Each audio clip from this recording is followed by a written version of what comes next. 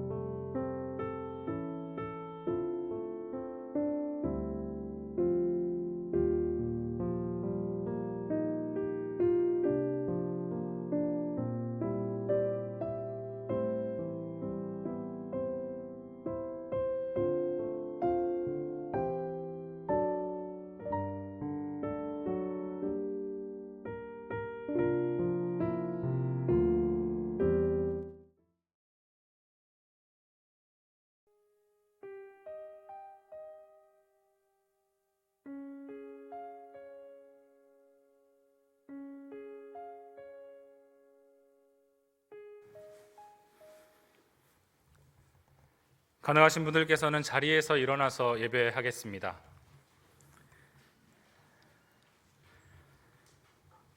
내가 죽지 않고 살아서 여호와께서 하시는 일을 선포하리로다.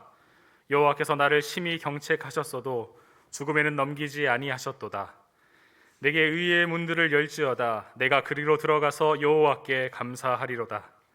하나님은 영이시니 예배하는 자가 영과 진리로 예배할지니라. 아멘.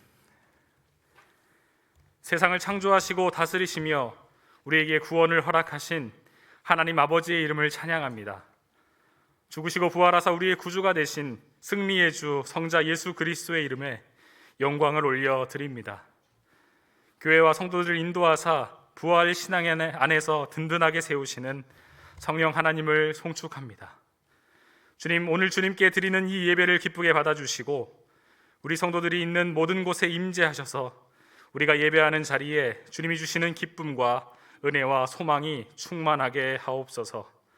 예수 그리스도의 이름으로 기원하옵나이다. 아멘.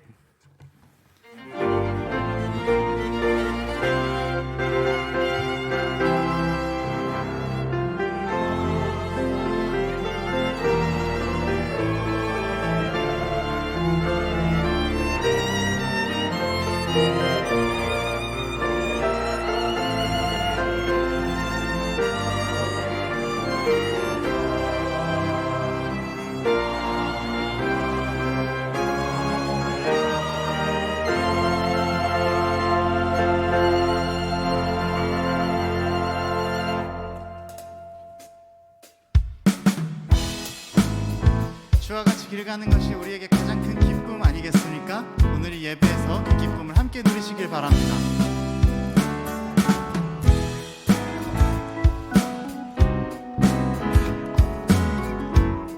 함께 찬양하실까요?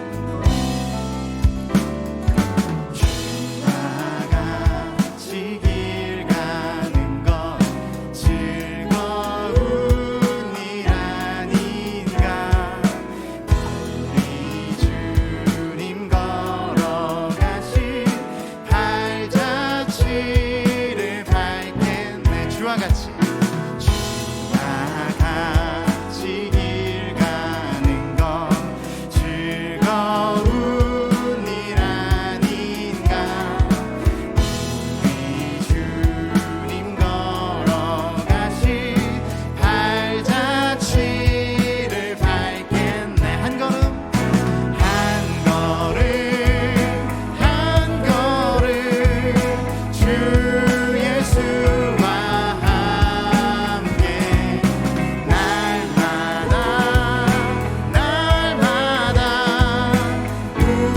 우리는 걷겠네.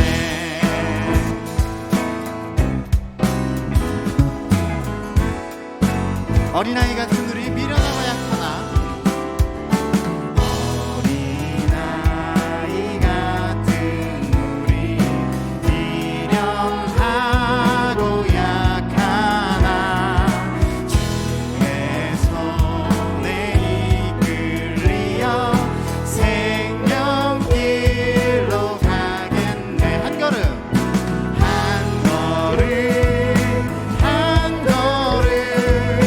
주 예수와 함께 날마다 우리는 걷게. 아멘.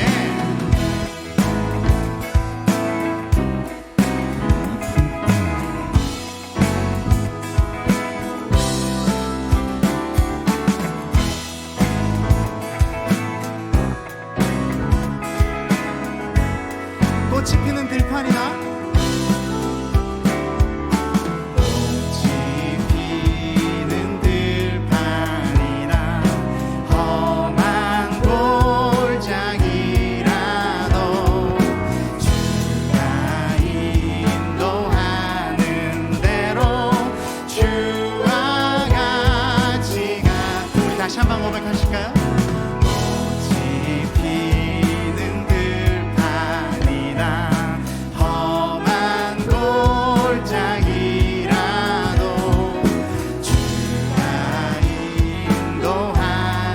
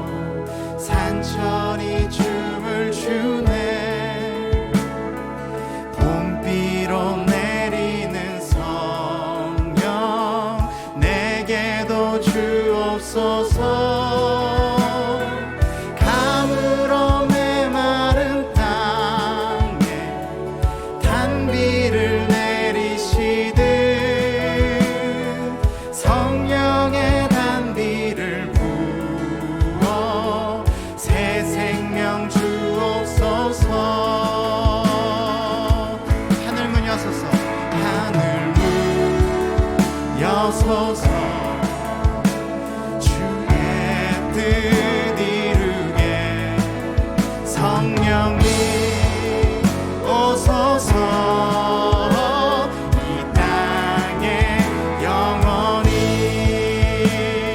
철 따라 우로를 내려 철 따라 우로를 내려 초목이 무성하니 갈급한 내 심령 위에 성령을 부소서 감으로 메마른 땅에 단비를 내리시듯 성령의 단비를 부어 새 생명 주옵소서 하늘 여소서 주의 뜻 이루게 성령님 오소서 이 땅에 영원히 하늘문 여소서 하늘문 여소서 주의 뜻 이루게 성령님 오소서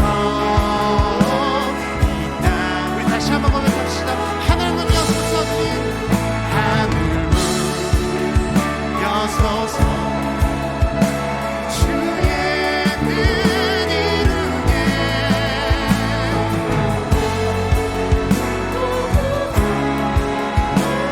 이 땅에 영원히 하늘문 여소서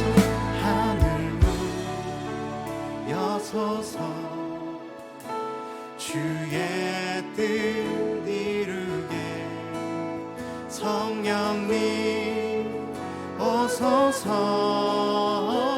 이 땅에 영원히 하늘문 여소서 하늘문 여소서 주의 뜻 이루게 성령님 오소서 이 땅에 영원히 오늘 예배 우리와 함께 해주시길 기대하며 예배 자리에 나가셨으면 좋겠습니다.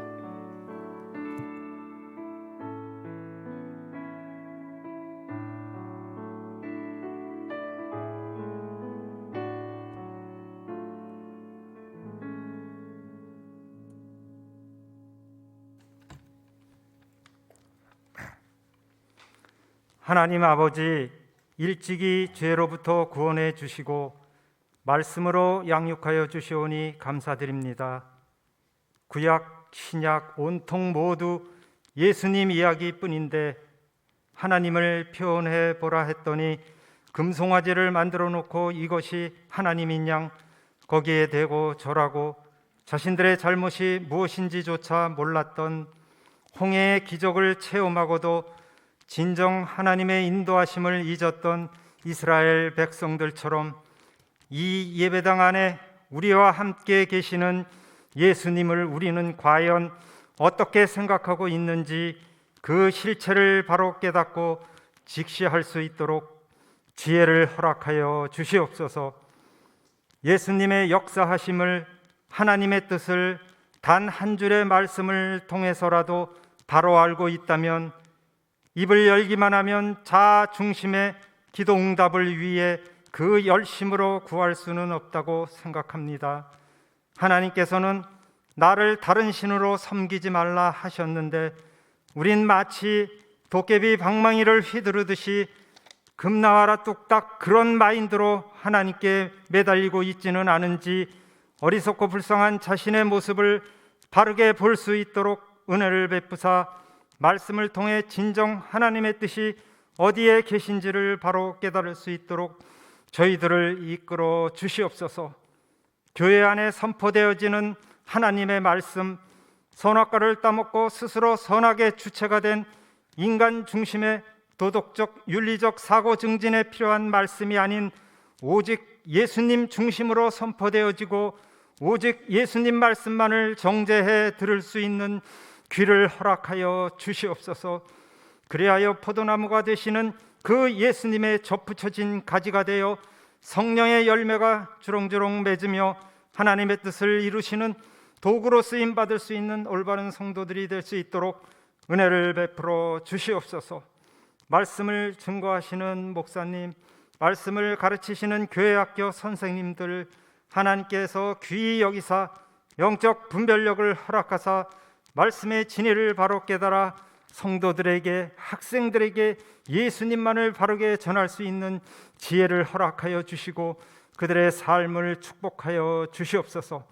점점 확진자의 숫자는 줄어들고 있지만 아직도 우리 곁에 머물고 있어 우리들의 마음을 움츠리게 하고 위협하고 있는 코로나 바이러스 속히 전멸되어 사람들을 마음 놓고 만날 수 있으며 예배당에 모여 마스크 벗고 마음껏 하나님을 찬양할 수 있는 그날이 속히 올 수 있도록 하나님의 권능에 기대어 간절히 구하옵나이다. 오늘도 하나님의 영광을 드러내기 위한 예배를 위해 보이지 않는 곳에서 수고하고 계신 성도님들을 기억하사 그들의 삶을 축복하여 주시옵소서. 이 모든 말씀 우리를 죄에서 구원하여 주신 거룩하신 예수님의 이름으로 기도드리옵나이다. 아멘.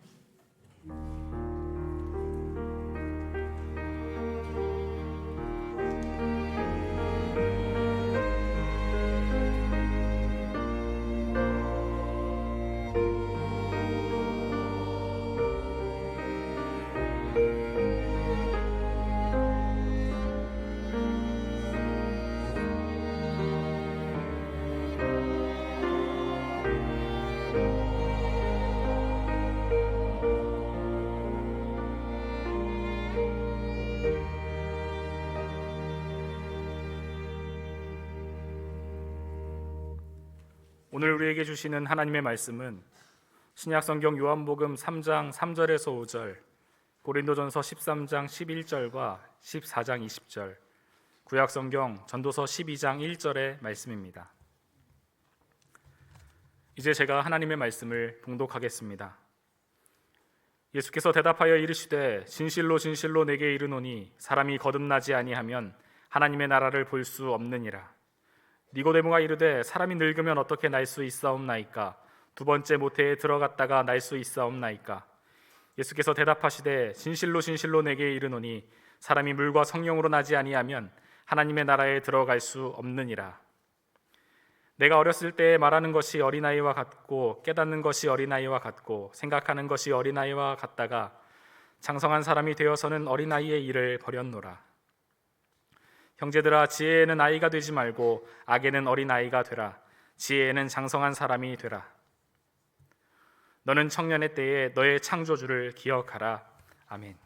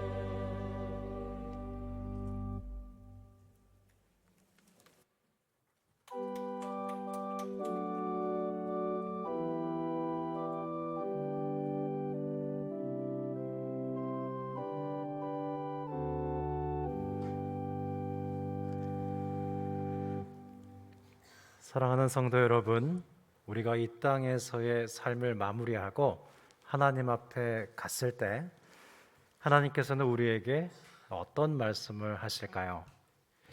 영성과 헨리 나우에는 최후의 심판날을 아주 따스하게 묘사했습니다.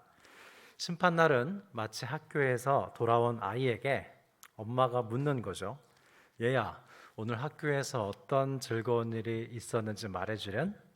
그렇게 학교에서 돌아온 아이와 엄마가 정다운 대화를 하듯이 하나님께서도 우리에게 물으실 거라는 말입니다. 얘야, 내가 선물로 준 인생을 행복하게 잘 살다 왔느냐? 그러면 여러분, 우리는 뭐라고 하나님께 말씀드릴 수 있을까요? 네, 주님, 조금 힘든 일도 있었지만 감사하고 행복하게 잘 살다 왔습니다. 이런 다정한 대화가 나누어지는 날이 바로 최후의 심판날이라는 것입니다. 그러면 여러분, 하나님께서 선물로 주신 인생을 감사하고 행복하게 잘 살기 위해서 우리는 무엇을 어떻게 해야 될까요? 가장 우선적으로는 하나님께서 보시는 대로 우리 인간을 알고 하나님께서 보시는 대로 우리 인생을 아는 것입니다. 사람의 관점이 아니라 하나님의 관점으로 인간과 인생에 대해서 알고 있어야 되는데요. 여러분, 우리가 지금 입고 있는 이 옷은 C줄과 날줄로 엮여 있습니다. 그 어떤 천도 C줄과 날줄로 엮여 있지 않은 천이 없어요. 날줄은 세로고요, C줄은 가로줄입니다. 근데 인간이 인생을 사는 거잖아요. 인간이라는 날줄이 인생이라는 C줄과 엮여서 우리의 삶이 직조되는 겁니다. 하나님 보시기에 우리 인간이 어떤 존재인지, 하나님 보시기에 인생은 어떤 것인지를 알 때 우리는 하나님께서 기뻐하시는 삶을 살 수 있습니다. 예수님께서는 요한복음 15장에서 예수님과 우리와의 관계를 포도나무와 가지의 관계로 설명해 주셨죠.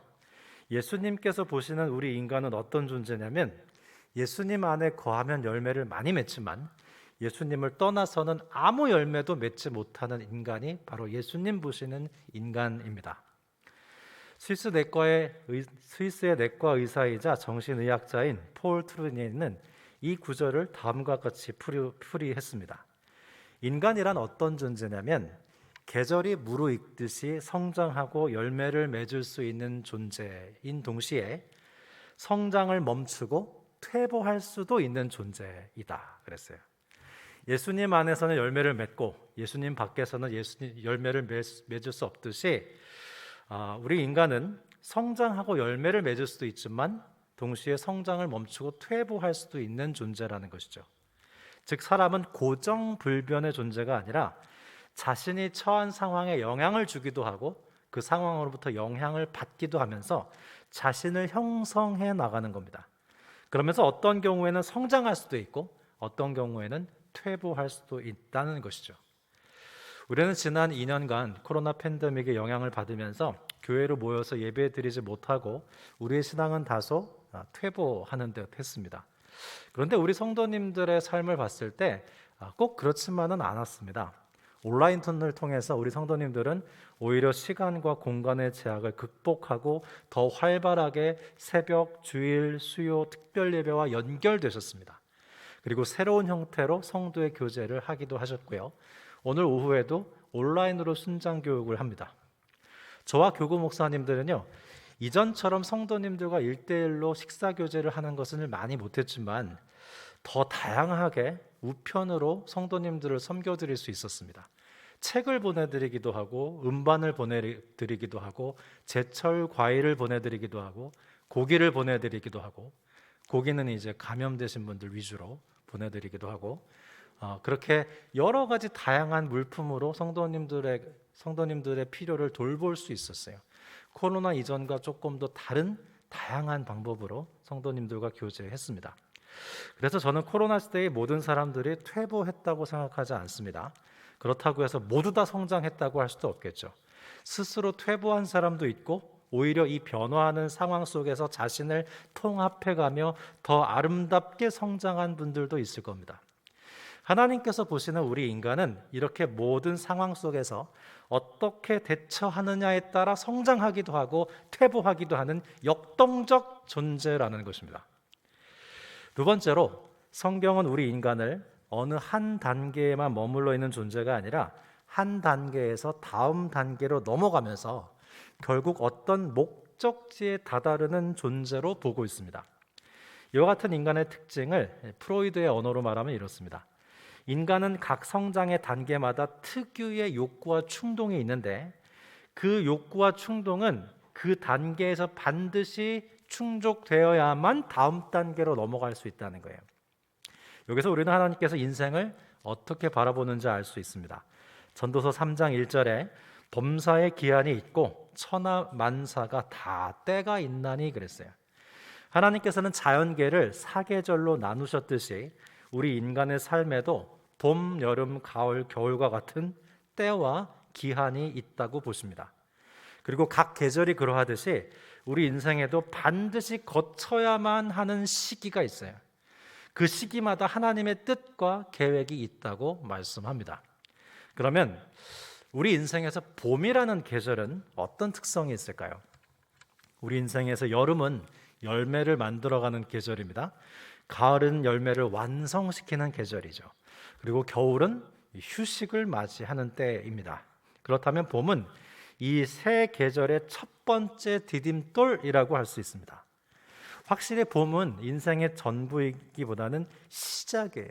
그리고 무슨 일에서든지 시작이 가장 중요하죠. 그런데 어른의 시기로 넘어가기 전 단계인 유아기와 청소년기, 청년기인 이 봄의 시기에는 그 어느 때보다도 사랑으로 채워져야 하는 시기입니다. 여러분, 갓난아이가 배가 고프거나 혹은 기저귀에 대소변을 봤을 때 불편하니까 울잖아요. 사랑이 많은 부모님은요, 애가 배고파하기 전에 젖을 주거나 분유를 주고 또 기저귀가 젖을세라 뽀송뽀송한 기저귀로 갈아준다고 합니다. 그러면 이 아이의 무의식 속에 어떤 생각이 떠오르냐면, 이 사람들은 나를 이렇게 사랑해 주는 게 행복한가 보네. 나를 이렇게 내가 배고프기 전에 젖을 주고 기저귀가 젖을세라 갈아주고 이거 수고롭지 않고 너무 행복하게 하는데, 그렇다면 세상은 정말 살만한 곳이구나 하고 세상에 대한 두려움이 사라지고 자신이 환영받는 듯한 느낌을 받는다는 거예요. 그게 그 아이의 인지의 작용에 일어나고 그 아이의 평생에 영향을 미친다는 겁니다. 어떤 자매가 어렸을 때 이 아버지가 암으로 세상을 떠나셨습니다. 자매의 어머니는 이 하나뿐인 딸을 아버지 없이 버릇없이 자랐다는 말을 듣지 않게 하려고 아주 엄하게 키웠습니다. 대부분의 외부모 슬하에서 자라는 아이들은 다 그렇게 큽니다. 내 아이가 아버지 없는 아이라서 버릇이 없다는 얘기를 듣지 않도록 하기 위해서, 내 아이가 엄마가 없어서 저렇게 버릇이 없다는 얘기를 듣지 않기 위해서 외부모는 오히려 더 아이를 사랑하는 마음에 더 엄격하게 양육을 하곤 하죠. 그래서 아이가 잘한 일에 대해서는 꼭 상을 주었고 잘못한 일은 절대 그냥 넘어가지 않고 꾸중을 하고 벌을 줬습니다. 이 자매는 아주 똑똑하고 올곧게 잘 자랐습니다. 그런데 청년기가 돼서 연애를 하면서 본인이 사랑을 주고받는 것이 아주 미숙하다는 걸 깨닫게 됐어요. 어느 날 남자친구가 깜짝 선물을 줬습니다. 여러분, 깜짝 선물을 받으면 기분이 더 좋잖아요. 예상치 못했을 때 선물을 받았을 때는 기분이 더 째지죠. 그런데 이 자매는 예상치 못한 선물을 받고 화를 냈습니다. 화를 낸 이유는 내 생일도 아니고 내가 잘한 것도 아닌데 왜 선물을 주냐는 거예요. 남자친구는 아주 당황했습니다. 아니, 깜짝 선물을 받으면 더 좋아할 줄 알았는데 화를 냈거든요. 그래서 이 형제는 자매에게 정중하게 물었습니다. 왜 깜짝 선물이 기분이 나쁜가? 그러자 자매가 곰곰이 생각해 보더니 자신은 성장 과정 중에 어머니로부터 항상 무엇인가 잘했을 때만 상이나 선물을 받았다는 거예요. 그래서 아무런 이유 없이 사랑을 받는 일이 낯설었습니다. 화가 났기보다도 이해가 안 됐고 놀란 거죠. 조건 없이 사랑을 받아본 적이 없었던 이 자매는 누군가를 조건 없이 사랑해 보지도 못했습니다. 그러나 이 남자친구를 만나서 조건 없는 사랑을 받는 그 장이 새롭게 열리자 이 자매에게 진정한 인생의 봄이 도래하기 시작했습니다. 스위스의 내과 의사이자 20세기 기독교가 가장 사랑한 상담자인 이 폴 트루니에는 태어난 지 3개월 만에 아버지를 잃었어요. 아버지가 70세 목사님이셨어요. 70세의 아들을 본 거예요. 너무 늦은 나이에 아들을 보고 너무 연로해서 아들을 본 지 3개월 만에 세상을 떠났습니다. 6살 때는 어머니가 유방암으로 세상을 떠났습니다. 그러니까 트루니에가 6살에 고아가 된 거죠.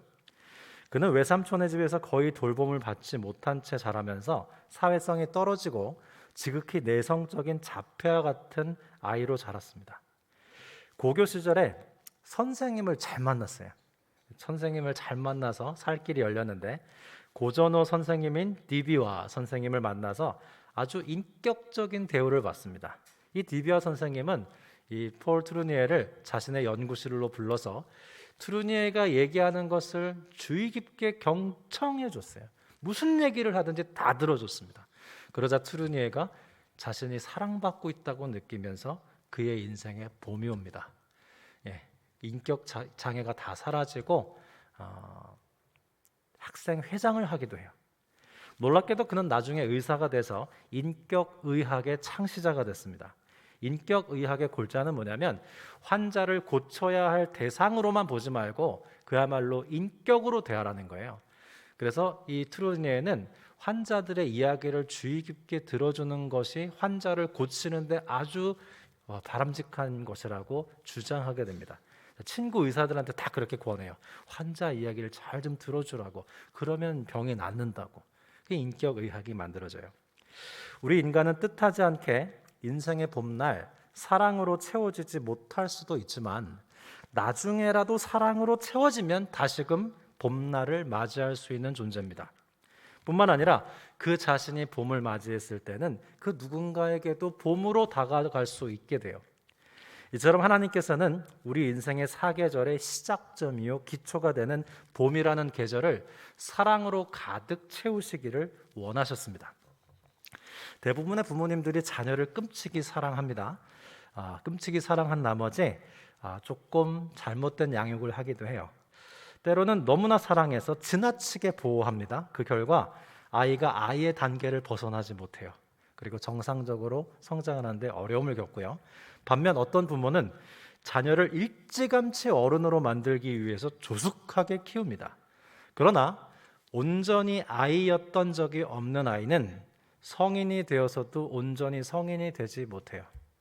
전 단계가 완전히 충족돼야 그 다음 단계로 넘어갈 수 있도록 하나님이 만드셨기 때문입니다. 그래서 어른이 되어서도 아직 유아기적 특징을 가지고 있는 것을 유치잔존이라고 하죠. 하나님께서는 우리 인생의 전 단계가 충분히 채워졌을 때 비로소 다음 단계로 넘어갈 수 있도록 만드셨습니다. 흔히 우리가 신앙생활을 하면서 하나님을 따르기 위해서 자신을 내려놓아야 한다고 하죠. 많이 들어보셨죠? 자아 포기해라, 자아 부정을 해라, 자아가 죽어야 된다. 예? 다 알잖아요. 그런데요, 트루니에는 좀 다른 얘기를 합니다. 그에 져서 인생의 사계절이라는 책이 있어요. 오늘 설교 말씀도 이 트루니에의 인생의 사계절에 영향을 좀 많이 받았는데요. 그는 이런 얘기를 합니다. 인생의 봄에서는 자기 부정이나 자기 포기가 아니라 먼저 자신을 충만히 채우고 발전시켜 나가야 된다는 거예요. 발전된 게 있어야 나중에 내려놓을 것도 있는 거죠. 내려놓을 게 없는데 어떻게 내려놓겠어요? 특별히 인생의 봄 때는 내려놓을 게 아니고 충만하게 넘쳐 흐르게 하고 아주 발전시켜 놓아야 되는 게 먼저다라는 거예요. 박완서 선생님의 세 가지 소원이라는 얇은 소설집이 있는데요. 그 중에 굴비 한번 쳐다보고라는 글을 소개해드리겠습니다. 옛날 어느 시골에 구두쇠가 살고 있었는데요. 워낙에 지독한 구두쇠였기 때문에 사람들은 그를 고린제비라고 불렀습니다. 감이 오시죠? 고린제비. 그런데 이 구두쇠는 한창 자랄 나이에 식욕이 왕성한 세 아들이 있었습니다. 이 구두쇠는 고민이 됐어요. 어떻게 하면 반찬을 아낄 수 있을까? 그래서 생각해낸 것이 굴비를 한 마리 사다 와서 천장에 매달아 놓고 아이들로 하여금 밥 한 숟갈 먹을 때 반찬 먹지 말고 굴비 한번 쳐다보고 밥을 먹어라 그랬습니다. 여기까지는 우리가 다 아는 얘기입니다. 이 이후에 이제 박완서 작가님이 창작을 하시는데요. 세월이 흘러서 이 구두쇠가 늙어 죽었고요. 평생에 걸쳐서 반찬값을 아낀 덕에 세 아들에게 넓은 논과 밭을 물려줄 수 있었습니다. 그런데 인생의 봄날 맨날 맨밥만 먹고 싱겁게 자란 세 아들의 인생에 이상한 일이 일어나기 시작했습니다. 첫째 아들은 아버지처럼 농사를 지었는데요. 땅이 좋은 데다가 일기마저 순조로워서 농사가 아주 잘 됐습니다. 그런데 이상하게도 농작물이 팔리지 않는 거예요. 한 번 사간 사람은 절대로 다시 사러 오지 않았습니다. 그 이유인즉슨 맛이 없다는 거예요. 쌀도 호박도 참외도 수박도 겉으로는 소담스럽고 아주 먹음직스럽게 탐스럽게 그지없었지만 이상하게도 맛이 빠져 있었습니다. 이 이상한 광경을 보고 마을에서 가장 지혜로운 노인이 혼자 중얼거렸어요. 고린제빈의 뒷간에서 나오는 걸음은 싱거울 테니 농사가 싱거울 수밖에. 두 번째 아들은 형의 농사를 돕다 말고 고향을 떠나 소리꾼이 됐습니다. 굴비 한 번 쳐다보고 밥을 먹으면서 반찬 좀 달라고 울며 보채며 자랐기 때문에 목청에 자신이 있었어요. 둘째는 뛰어난 소리 스승을 만나서 그 어떤 제자보다 뛰어나게 사설과 가락을 배웠습니다. 그러던 어느 날 부잣집에서 소리꾼을 보내달라고 부탁이 왔어요. 스승은 자신 있게 이 둘째를 보냈습니다. 그런데 이게 웬일입니까? 이 둘째가 소리를 하자 한바탕 놀아보려고 모였던 손님들이 흥이 빠진다면서 어깨를 늘어뜨리고 하품을 하면서 뿔뿔이 흩어지는 것이었습니다. 스승은 그제서야 제자의 결함을 발견했습니다. 목청도 좋고 사설도 잘했으나 기쁨과 슬픔, 노여움과 즐거움이 없는 텅 빈 소리였던 것이었어요. 둘째는 그만 스승에게 쫓겨나고 말았습니다. 셋째 아들 역시 형님의 농사를 돕다가 고향을 떠나서 그림을 그리는 환쟁이가 됐습니다. 어려서부터 밥을 먹을 때마다 굴비를 관찰하던 솜씨로 그는 그가 본 모든 것을 실물과 똑같이 그려내는 재주를 갖게 됐습니다. 그러던 어느 날 어느 고을 사또의 초상화를 부탁받게 됐어요. 셋째는 자신 있게 그 고을 사또와 똑같은 초상화를 그렸습니다. 드디어 마을 사람들이 다 모여서 이 사또의 초상화를 보게 됐을 때 사람들은 경악을 금치 못했습니다. 사또하고 똑같았습니다. 사또와 똑같은 초상화를 보면서 그런데 사람들이 점점 시큰둥해하기 시작했어요. 말인즉슨 그림에 얼이 빠져 있다는 거였습니다. 셋째는 꽃을 그려도 꽃에 얼이 빠져서 죽은 꽃을 그렸고요. 새를 그려도 새에 얼을 빠뜨려서 죽은 새를 그렸어요. 그것이 셋째의 그림의 문제였습니다. 그래서 결국 셋째도 스승에게 쫓겨났어요. 그렇게 인생에서 실패한 삼형제는 마을에서 가장 지혜로운 노인을 찾아가서 원인을 물었습니다. 그러자 노인은 말하기를 자네들이 남보다 모자라는 것은 뻔하지 않은가? 그것은 자네들이 남들 아는 인생의 맛을 모르기 때문일세. 지금이라도 그걸 배우게나. 세 아들은 그때부터 뒤늦게 맛을 배우기 시작했는데요. 아이고 뜨거워 아이고 뜨거워 하면서 매운맛을 봤고요. 아이고 쓰라려 하면서 짠맛을 보았고 아이고 저려 하면서 신맛을 보았습니다. 인생의 봄날 놓쳤던 맛을 다시 배우느라고 고생이 이만저만이 아니었습니다. 인생의 봄의 시기에 더 큰 충만함을 찾기 위해서는 무엇인가 하지 말아야 하는 도덕주의에 빠질 것이 아니라 하나님께 인생의 주도권을 드리고 하나님께서 허락하신 그 모든 것들을 감사함으로 누릴 수 있어야 합니다. 나딘 스테이라는 분이 인생을 다시 산다면이라는 글을 그의 나이 80세에 썼는데요. 그 내용을 잠시 소개해드리겠습니다. 우리 인생의 봄을 이렇게 보내야 된다는 거예요. 인생을 다시 산다면 다음번엔 더 많은 실수를 저지르리라. 긴장을 풀고 몸을 부드럽게 하리라. 이번 인생보다 좀 더 우둔해지리라. 가능한 매사를 심각하게 생각하지 않을 것이며 보다 많은 기회를 붙잡으리라. 여행을 많이 다니고 석양을 더 자주 구경하리라. 산에도 더욱 자주 가고 강물에서 수영도 많이 하리라.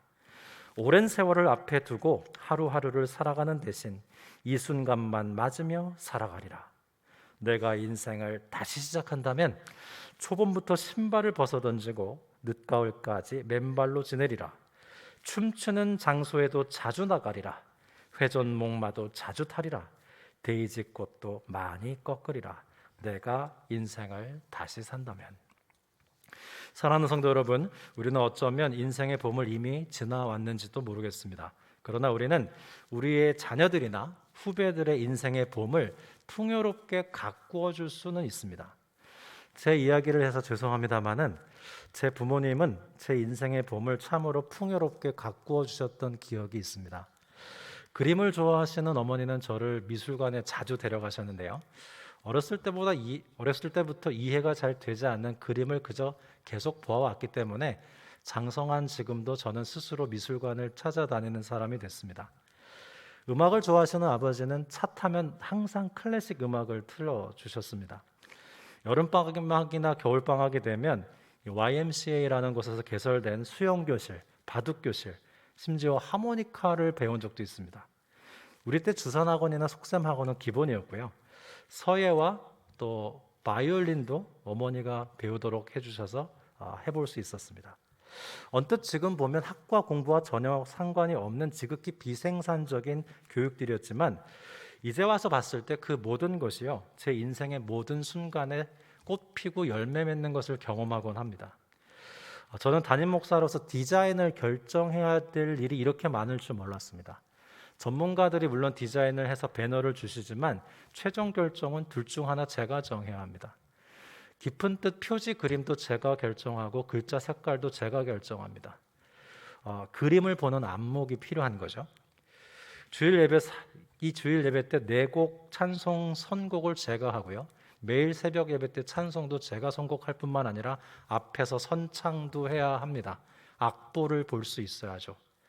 목회를 하는데 꼭 필요한 소양들이 신학교에서 배운 것이 아니라 제 인생의 봄날 부모님이 가꾸어 주신 것들이 많았습니다. 제 인생의 봄날 가꾸어졌던 것들이 이렇게 적재적소에서 꽃을 피우고 열매를 맺을지 저는 예상조차 하지 못했습니다. 때때로 우리 성도님들께서 자녀 교육을 하시면서 너무 돈이 많이 든다고, 이렇게 밑 빠진 독에 물을 붓는 것 같다고, 효과는 눈앞에 전혀 보이지 않는다고, 이걸 계속 해야 하느냐고 그렇게 고민하실 때가 있죠. 더구나 유학을 보낸 자녀들한테는 더합니다. 엄청난 돈이 들어가요. 성과는 나타나지 않아요. 이게 무슨 소용이 있을까 고민을 하시는 거예요. 그때 저는 자신 있게 격려합니다. 자녀의 봄날을 가꾸어 주는 겁니다. 이 아이에게 밑 빠진 독에 물 붓는 것처럼 투자하는 것 절대 아끼지 마십시오. 아까워하지 마십시오. 이 아이의 평생에 걸쳐서 적소에서 꽃 피고 열매 맺을 것입니다. 절대 헛된 것이 아닙니다. 언젠간 열매 맺고 꽃 피웁니다. 그렇게 말씀하면서 속으로 말합니다. 그런 사람이 당신 앞에 있습니다. 그러면 인생의 봄의 시기를 이미 지나온 중년과 장년과 노년에 이른 사람들은 봄이라는 인생의 계절과 무관해진 것일까요? 결코 그렇지 않습니다. 모든 사람은요, 예수님을 만나면 그때부터 봄이 시작돼요. 인생의 가을에서도 예수님을 새롭고 깊게 만나면 그때부터 봄은 시작됩니다. 인생의 노년의 겨울에도 주님을 깊이 만나면 그때 봄은 시작될 수 있습니다. 인생을 자동차와 길로 비유하기도 하는데요. 차를 사람으로 보고 길을 인생으로 보십시다. 첫 번째로 차는 좋은데 길이 비포장도로인 경우예요. 사람은 건실한데 인생은 풍파가 많은 사람이 있습니다. 욥이 그러했고 요셉이 그러했고 사도 바울이 그러했죠. 두 번째는 차는 별로 안 좋아요. 근데 길은 포장도로예요. 사람은 건강치도 못하고 건실하지도 못한데 삶은 큰 어려움 없는 순탄대로인 경우가 있습니다. 대표적인 예는 이삭이에요. 이삭은 물론 하나님께 바쳐질 뻔한 위기가 있었긴 했지만 이삭은 아주 평탄했습니다. 그래서 이삭에 대한 얘기가 별로 없죠. 인생의 연륜이 있는 분들은 이렇게 얘기합니다. 사람이 건실한데 삶이 험난한 것보다 사람이 좀 부실해도 길이 평탄한 것이 더 낫다고요. 믿음의 경우는 좀 다른 것 같습니다. 정반대인 것 같아요. 가장 좋은 것은 차도 좋고 길도 좋은 경우죠. 사람도 건실한데 인생길도 평탄한 경우를 제일 좋다고 세상 사람들은 말합니다. 그런데 여러분, 그런 인물 중에 훌륭한 성경 인물은 없습니다. 사람도 건실한데 인생길도 평탄하다고요? 그런 성경 인물 떠오르는 건 솔로몬입니다. 솔로몬 건실했죠. 잘생겼죠. 부유했죠. 그의 삶 평탄했죠. 하나님 떠났습니다. 마지막 네 번째로 사람도 온전치 못하고 길도 험한 경우예요. 야곱이 아닐까 싶고요. 우리 주님 예수님도 온전치 못하셨고 험난한 길을 가셨습니다. 그러나 이 네 가지 어떤 경우에도 하나님을 만나면 그 인생은 봄이 시작되는 것입니다. 어떤 80대 노 교수가 폴 트루니에 박사님을 찾아와서 이렇게 말했습니다.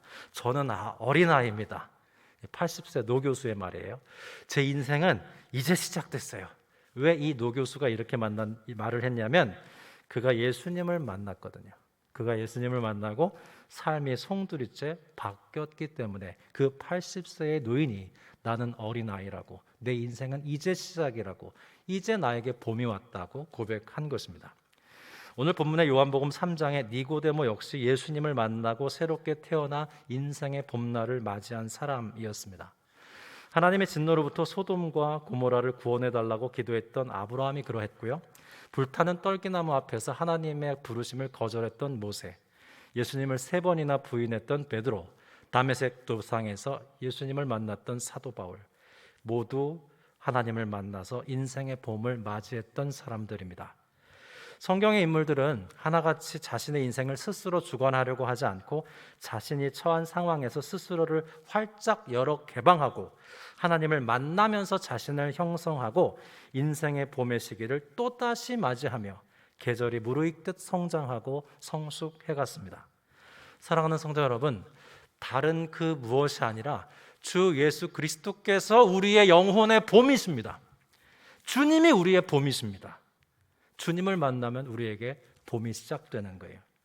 십자가에 달리신 예수님과 함께 죽고 예수님의 부활하심과 함께 새로운 피조물로 태어난 사람은 그 사랑으로 가득 채워져서 언제든지 봄날을 살아갈 수 있게 되는 것입니다.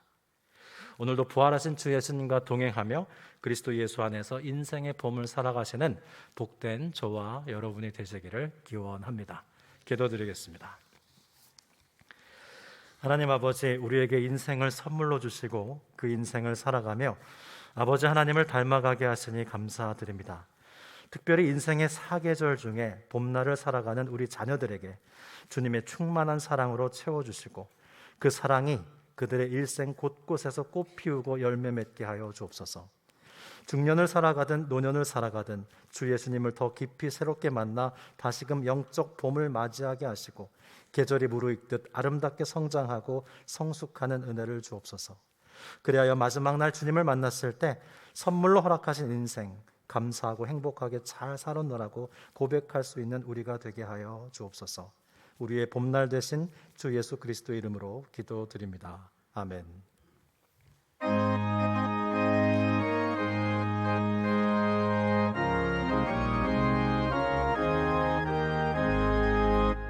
예수도 알기 원하는 그보고 넓은 은혜 계속해 주신 사랑을 간절히 알기 원하네. 내 평생의 소원, 내 평생의 소원, 계속해 주신 사랑을 간절히 알기 원하네. 성령이 스승 되셔서 진리를 가르치시고 거룩한 뜻을 깨달아 예수를 알게 하소서. 내 평생의 소원, 내 평생의 소원, 계속해 주신 사랑을 간절히 알기 원하네. 성령의 가마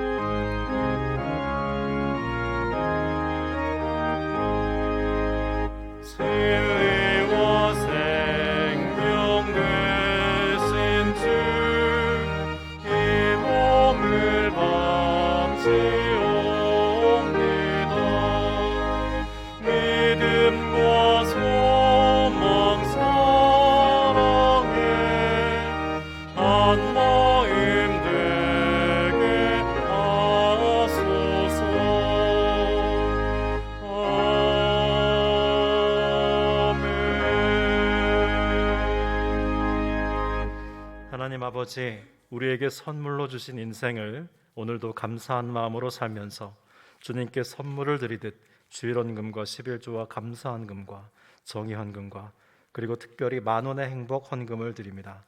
이 예물이 사용되는 곳마다 하나님의 최고의 선물인 주 예수님의 사랑이 북한 땅에, 동해 산불 지역과 우크라이나에, 온 세상에 전해지게 하여 주옵소서. 우리의 헌금 이상의 사랑과 중보로 인해 고난당하는 국내 해외 이웃들의 삶에 봄이 오게 하여 주시고 그들을 마음으로 돌보는 우리의 영혼에도 진정 봄이 오게 하여 주셔서 하나님께서 원하시는 충만한 단계의 성장과 성숙으로 주님께 영광 돌리게 하여 주옵소서. 우리의 영혼의 봄날 되시는 주 예수 그리스도의 이름으로 감사하며 봉헌기도 드립니다. 아멘. 자리에 앉으시겠습니다. 중요한 광고부터 말씀을 드리면 오늘과 다음 주 두 차례 걸쳐서 함질함을 더블 만원의 행복 헌금을 드립니다. 기도로 준비해 주시고요. 우리의 헌금을 우리 산불 지역과 우리 우크라이나의 난민들을 위해서 하나님께서 사용해 주시기를 기도하면서 준비해 주시면 감사하겠습니다. 계속해서 새가족분들이 오셔서 너무 감사한데요. 오늘 새가족 수료식이 있었고요. 오늘 정의교회 새로 오신 분들 계시다면 진심으로 환영하고 축복합니다. 어느새 다음 주는 5월인데요. 5월 재직회가 첫 번째 주에 있습니다. 5월 재직회까지만 온라인으로만 하고요. 6월부터는 온오프라인을 병행하려고 합니다. 다음 달 5월 재직회는 오후 3시 45분에 정전과 동일하게 온라인으로만 하도록 하겠습니다. 오늘 오후 2시에 순장교육 줌으로 있겠고요. 그리고 상담 아카데미에서 특별히 광고를 부탁해 오셨습니다. 5월 14일부터 6월 4일까지 영성으로 가족 세우기라는 강의가 있는데 문의해 보시면 강민영 권사님, 육사라 집사님 전화번호가 있습니다. 관심 있으신 분들은 이 전화번호로 신청을 해달라고 합니다. 우리 성도님들 오랜만에 오셔서 서로 반가우실 텐데요. 그냥 곧장 대구로 가시기가 좀 아쉬우시죠? 그래서 준비했습니다. 친교도서부에서 신앙서적 특가 할인을 한다고 합니다. 그래서 기존에 쌓여있던 좋은 책들 많은데 무려 50% 할인도 한다고 하고요. 우리가 매월 보는 C.S. 루이스의 도서도 20% 할인 가격으로 만나실 수 있고요. 또 서로 선물하셔도 좋겠습니다. 책도 구경하시고 서로 인사도 하시고 좋은 시간을 가지시기 바랍니다. 5월 한 달 동안 그런 시간을 갖는다고 합니다. 8시 반부터 1시 반까지고요. 그리고 주보 6면 7면 보시면 교회 앱 설치하는 방법 다 아시나요? 교회 앱을 통해서 접속하시면 교회의 많은 정보들을 아주 요긴하게 제공받으실 수 있습니다. 설치 방법 참고해 주시고요. 또 7페이지에 보시면 담임 목사님과의 대화가 있는데 온라인 사역부에서 기획을 했습니다. 이 코로나가 엔데믹으로 가는데 어떤 준비를 해야 되는지 제가 다 말씀드릴 수 있는 사람도 아니지만 우리 성도님들하고 같이 고민하는 시간을 가져보도록 하겠습니다. 436장 찬송을 부릅니다.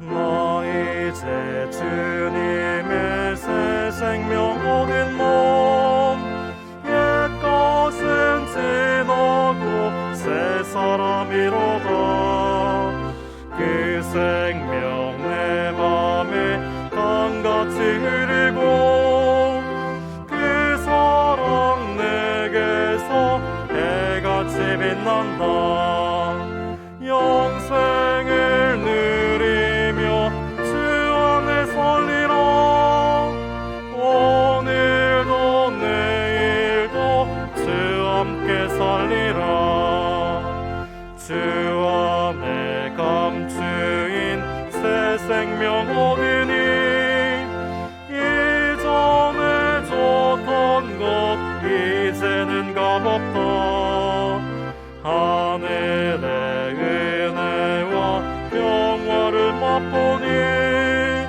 찬송과 기도로 주 함께 살리라 영생을 누리며 주 안에 설리라 오늘도 내일도 주 함께 살리라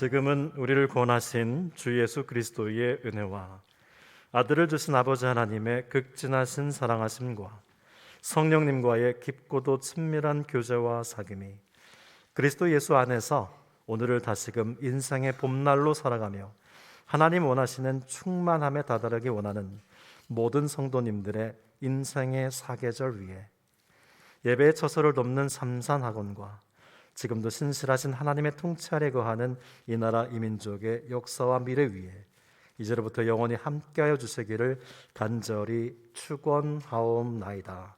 아멘.